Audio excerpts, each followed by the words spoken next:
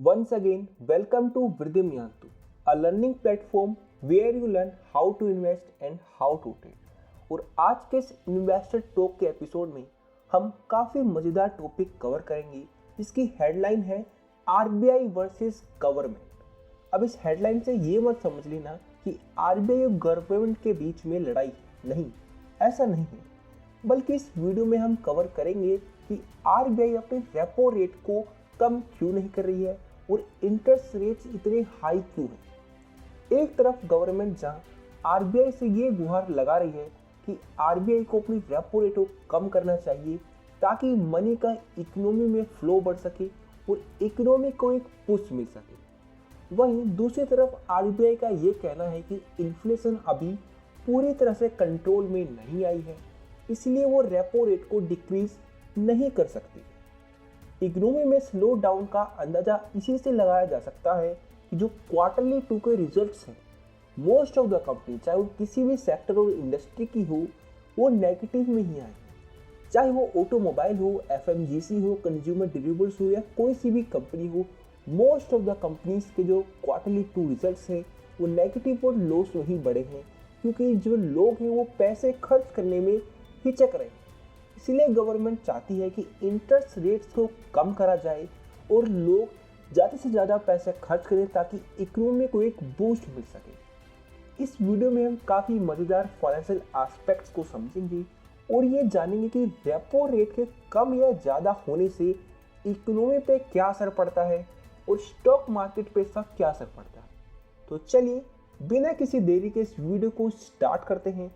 पर उससे पहले अगर आप इस चैनल पे नए हैं तो इस चैनल को जरूर सब्सक्राइब करें।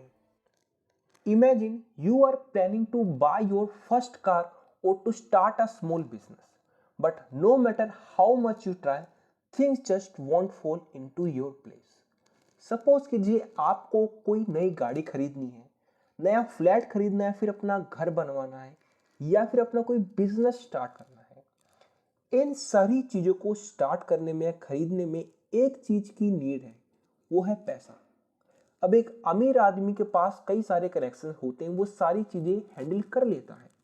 पर एक आम आदमी, एक रैशनल कंज्यूमर, एक मिडिल क्लास मैन के पास इतने कनेक्शन नहीं होते हैं, तो एट द एंड उसको बैंक की हेल्प लेनी पड़ती है और अपने लोन की हेल्प से इन सारे सपनों को वो पूरे करता है।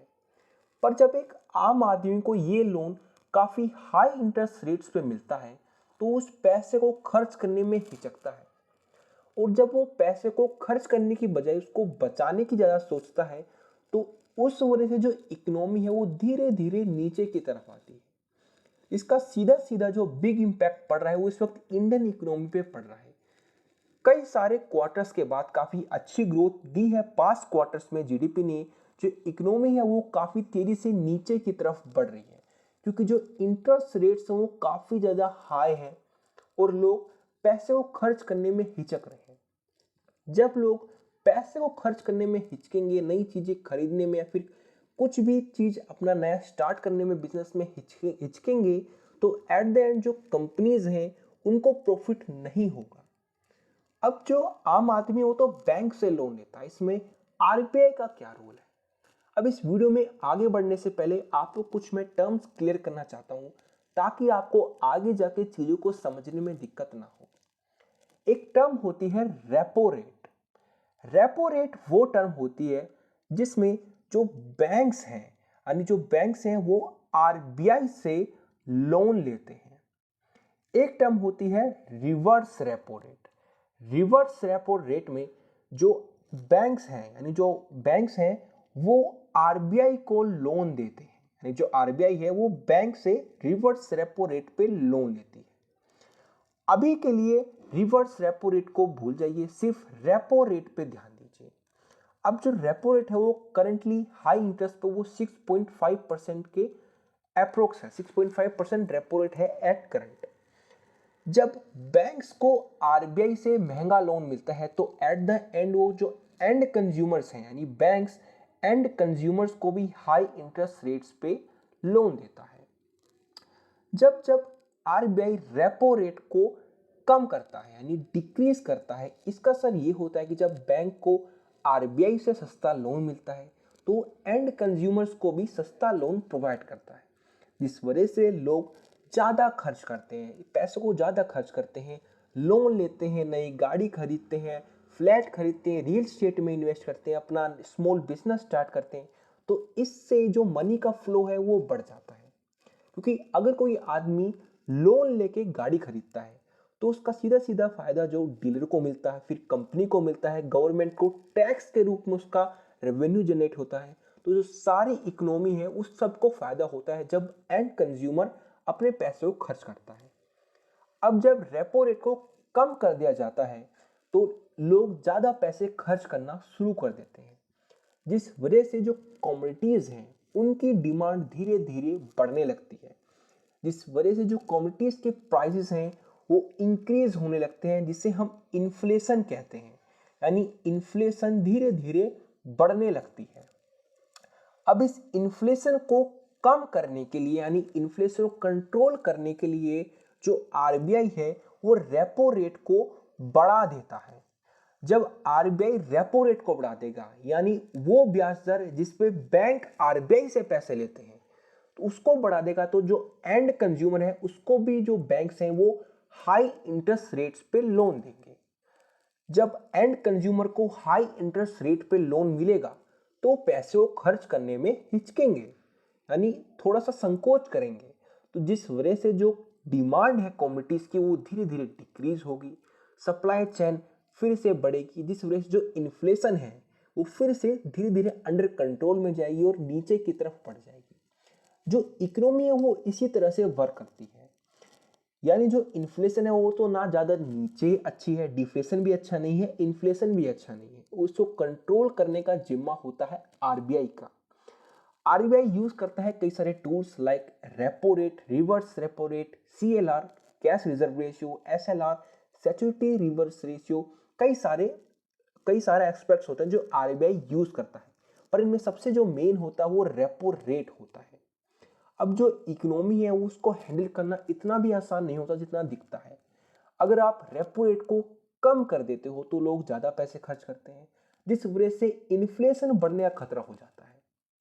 और जब आप रेपो रेट को हाई कर देते हो, यानी इंटरेस्ट रेट्स को हाई कर देते हो, तो इन्फ्लेशन तो कंट्रोल में आ जाएगी, पर जो इकोनॉमी है वो स्लो डाउन की तरफ बढ़ने लगती है। तो इस इकोनॉमी को हैंडल करने में काफ़ी ज़्यादा दिक्कतें आती हैं। अब आपको शायद इस रेपो रेट की टर्म समझ में आ गई होगी कि रेपो रेट होता क्या है। अब हम अपनी वीडियो में आगे बढ़ते हैं और समझते हैं गवर्नमेंट और आरबीआई दोनों का पर्सपेक्टिव व्यू क्या है। सबसे पहले हम गवर्नमेंट का पर्सपेक्टिव व्यू समझते हैं कि गवर्नमेंट क्या कहने की कोशिश कर रही है। जो इंडियन इकोनॉमी है, जो जीडीपी है, वो काफ़ी अच्छी ग्रोथ दिखाई उन्होंने लास्ट पास्ट ईयर्स और लास्ट क्वार्टर रिजल्ट्स में, इसमें रिमार्केबल 8% की ग्रोथ हुई है, जो कि इकोनॉमी स्लो डाउन में काफ़ी ज़्यादा गिरावट थी, जो रिसेशन था काफ़ी ज़्यादा ग्लोबल इकोनॉमी पे परचम पे था, पर स्टिल इंडियन इकोनॉमी में काफ़ी अच्छा परफॉर्मेंस दिया था। पर जो जीडीपी है वो अब सस्टेन नहीं कर रही है, जो इकोनॉमी है अब वो ऊपर की तरफ नहीं बढ़ रही है। और सितंबर क्वार्टरली रिजल्ट्स में इंडियन इकोनॉमी जो जीडीपी है वो काफ़ी ज़्यादा नीचे गिर गई है, करीब 5.4% पे आ गई है। अगर आप इस चार्ट को देखें तो पिछले 4 क्वार्टर से जो इकोनॉमी है वो काफ़ी धीरे धीरे नीचे की तरफ बढ़ी, यानी जो जीडीपी ग्रोथ है काफ़ी नीचे की तरफ बढ़ रही है। तो इसी वजह से जो गवर्नमेंट चाहती है वो चाहती कि आरबीआई अपनी रेपो रेट को कम करे और इंटरेस्ट रेट्स को कम करे। अब जो स्लो डाउन है वो धीरे धीरे बढ़ता चला जा रहा है, इसका असर जो लोगों की स्पेंडिंग है, जो प्राइवेट कंजप्शन है, उस पर पड़ रहा है। जो इंडियन इकोनॉमी है उसकी 60% एंड 60% ऑफ जीडीपी इंडिया का जो बनता है, क्रिएट होता है, वो आम आदमी की कंजप्शन पे बनता है। जब लोग खर्च करते हैं उसका सबसे बड़ा जो हिस्सा है जीडीपी का 60%, वो आम आदमी में खर्च करने से ही जनरेट होता है। जब आम आदमी खर्च ही नहीं करेगा तो जीडीपी ग्रोथ कैसे होगी? इसलिए गवर्नमेंट चाहती है कि आरबीआई अपनी इंटरेस्ट रेट्स में कटौती करे। अभी मैंने आपको थोड़ी देर पहले समझाया कि रेपो रेट को कम करने का क्या असर होता है। अगर आरबीआई रेपो रेट को कम कर देती है, यानी मनी का फ्लो बढ़ जाएगा। रेपो रेट को कम कर देती है, जो आम आदमी है उनको लोन सस्ते इंटरेस्ट रेट्स पे मिलता है तो लोग ज़्यादा खर्च करते हैं। जब लोग ज़्यादा खर्च करते हैं, ज़्यादा स्पेंडिंग करते हैं, गाड़ियाँ खरीदते हैं, नई मकान खरीदते हैं, घर बनाते हैं, तो इस वजह से जो जीडीपी है, जीडीपी को अच्छा बूस्ट मिलता है और जीडीपी ऊपर की तरफ बढ़ती है। तो गवर्नमेंट का कहना है कि आरबीआई को रेपो रेट को डिक्रीज कर देना चाहिए ताकि जीडीपी को एक पुश अप मिल सके। अगर आरबीआई अब भी रेपो रेट को डिक्रीज नहीं करता है, जो क्वार्टरली 3 के रिजल्ट्स आएंगे, यानी अक्टूबर, नवंबर, दिसंबर का जो क्वार्टर रिजल्ट्स रिलीज होंगे जनवरी में, वो काफ़ी ज़्यादा भयानक होंगे। उसमें जीडीपी और द नीचे की तरफ जाएगी और जो कंपनीज हैं उनका लॉसेस और तरफ बढ़ेगा, और तेजी से बढ़ेगा और इकोनॉमी को काफ़ी ज़्यादा चोट पहुंचेगी। तो ये तो गवर्नमेंट का पर्सपेक्टिव व्यू था, यानी गवर्नमेंट चाहती है कि आरबीआई इंटरेस्ट रेट्स को कम करे ताकि जीडीपी को अच्छा बूस्टअप मिल सके, एक पुश मिल सके, क्योंकि जीडीपी धीरे धीरे नीचे की तरफ आ रही है। अब हम समझते हैं आरबीआई का इसमें क्या कहना है। अब आरबीआई का पर्सपेक्टिव व्यू गवर्नमेंट से थोड़ा सा अलग है। गवर्नमेंट भी सही और आरबीआई का जो पर्सपेक्टिव व्यू है वो भी एकदम ठीक है। जब जब इकोनॉमी में एक्स्ट्रा मनी का फ्लो बढ़ता है तो उसका खतरा होता है इन्फ्लेशन बढ़ने का, यानी जो महंगाई दर है वो फिर से बढ़ने लगती है। मैंने आपको शुरू में ही बताया था, जब रेपो रेट को डिक्रीज कर दिया जाता है तो लोगों के पास पैसा आता है तो डिमांड ज़्यादा क्रिएट होती है, जिस वजह से कमोडिटीज के प्राइसेस धीरे धीरे बढ़ने लगते हैं। अब इस चीज को थोड़ा सा और क्लियर समझने के लिए हमें थोड़ा सा इतिहास में पीछे जाना होगा। जब 2021 में इंटरेस्ट रेट से जो काफी ज्यादा नीचे कर दिए गए थे आज के कंपैरिजन में, ताकि जो पेंडेमिक का टाइम था, कोविड-19 के दौरान जो इकोनॉमी है वो काफी ज्यादा नीचे चली गई थी, डिफ्लेशन की तरफ बढ़ रही थी इकोनॉमी, तो वहां पर पुश करने के लिए, इकोनॉमी को फिर से बढ़ाने के लिए आरबीआई ने इंटरेस्ट रेट्स को कम करा ताकि जो इकोनॉमी है उसको बूस्ट मिल सके और वो ऊपर की तरफ बढ़ सके। और ऐसा हुआ भी, धीरे धीरे जो इकोनॉमी है वो फिर से ऊपर की तरफ बढ़ गई। पर जैसा कि मैंने आपको बताया था, जब जब रेपो रेट को कम कर दिया जाता है तो उसका फायदा भी है और नुकसान भी है। नुकसान ये है कि इन्फ्लेशन धीरे धीरे बढ़ने लगती है। जब आरबीआई ने रेपो रेट को कम कर दिया, यानी डिक्रीज कर दिया, तो लोगों ने ज्यादा स्पेंडिंग की। जब ज्यादा स्पेंडिंग की तो डिमांड धीरे धीरे बढ़ने लगी, जिस वजह से जो